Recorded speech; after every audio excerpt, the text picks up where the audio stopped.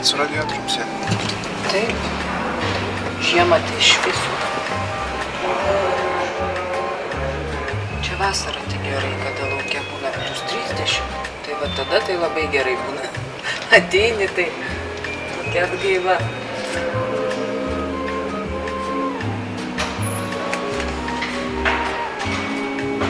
Labas rytas, o jūs? Labas, viso gero.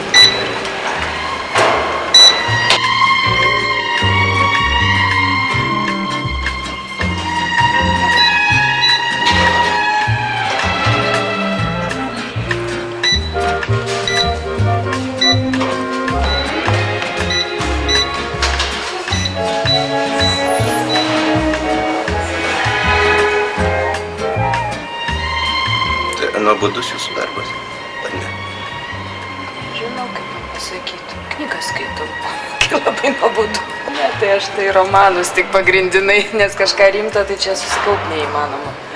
O jūs kompiuterį turit? Ne. Neturit kompiuterį.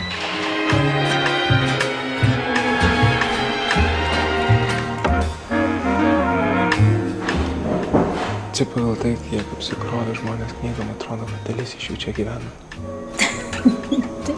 Be abejo, tai labai smagu, kad antrais namais tampa biblioteka, o ne kokia nors kitokia įstaiga. Geriau negu alaus baras ar kokias nors panašaus, koks nors klubas. Teisingai.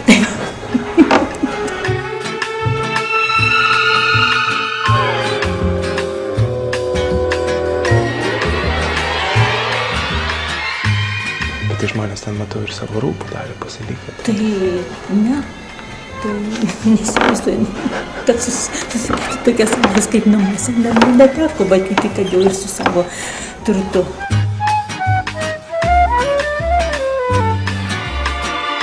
Nėra itin šilta ir rūpinamės, kad skaitytojas jaustųsi šilčiau. O čia tas gėlės prisižiūrit patys bibliotekininkai? Kaipgi. Čia jų pačių darbuotojų viskas sukurta.